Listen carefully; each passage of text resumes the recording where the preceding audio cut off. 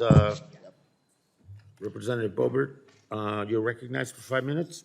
Thank you, Mr. Chairman. Here we are again. We're pretending to work. We're pretending to do something while Americans are facing high gas prices. Don't worry, Joe Biden lowered them a couple cents, but they're still up a couple of dollars, and people are having a really hard time affording that.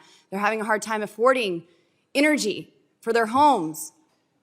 They're not making great money at their jobs because there's been tremendous opposition from government officials regulating them into poverty.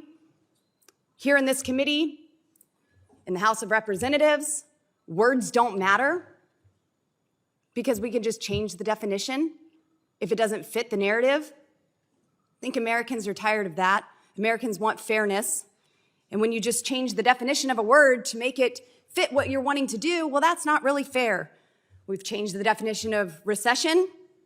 We changed the definition of vaccine. Democrats even changed the definition of fully vaccinated when that wasn't working as they wanted to. They changed the definition of female, woman, climate change. Remember when that was global warming?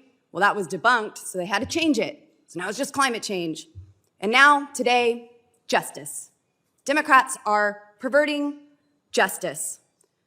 We cannot and should not allow the left to continue to dictate terms, definitions to the American people.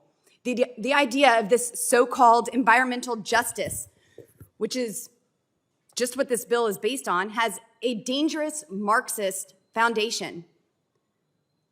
It is just one of the many extensions of justice, extensions that include racial justice, economic justice, and social justice. Democrats want all of this to be about social justice before the November midterm elections because they can't debate, they can't argue the policies. Americans feel the response from the policies. They feel when their communities are regulated into poverty, they feel this energy poverty that Democrats have created. So let's just focus on social justice. This only serves to divide Americans based on race, wealth, ethnicity, and many other factors. Promoting environmental injustice is what you're really doing, allows the left to support certain Americans over others. Most people would recognize how wrong and unjust this really is. A government works on behalf of the citizens, not on behalf of our adversaries, not on behalf of China, like we've seen this committee do, this administration do. America was founded on the essential idea of equal justice under the law. It is the same expression seen on the front of the Supreme Court building, and it is not a coincidence that the Supreme Court and its members have recently been subject to increased threats and violence by the left. There's a reason why Supreme Court justices have to flee restaurants, cannot remain in their homes because they fear being attacked or worse, assassinated. Put simply, Democrats don't believe in justice.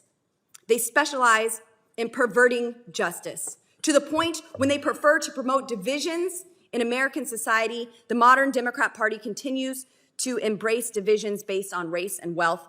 And we must remember that what they stand for is anything but the principle of justice. Because the Democrat Party's unhealthy focus on dividing Americans, there are several concerning provisions in this bill. And I can't get to them all in this time, but Section 8 would codify the White House Environmental Justice Interagency Council. Just what America needs, another White House council. Don't worry, we're from the federal government and we're here to help. If there's anything in this bill that qualifies as a complete waste of taxpayer dollars, I think that this new council deserves an honorable mention.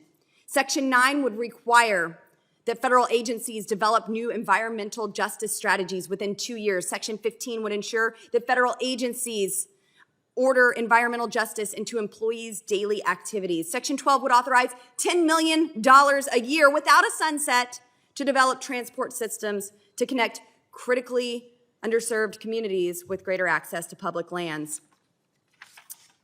Finally, Section 28 and 29 would unnecessarily ensure that Americans face high energy costs for the foreseeable future. It makes lease sales optional for BLM and raises the royalty rate from 12.5% to 8.5%. It's clear that this committee's majority would rather have our geriatric president fist bump Saudi Arabia's evil prince instead of relying on the American roughneck to supercharge our economic recovery. All members of goodwill in this committee should reject this bill. It is not a serious proposal. Democrats should go back to the drawing board and try again. Thank you, Mr. Chairman. I yield.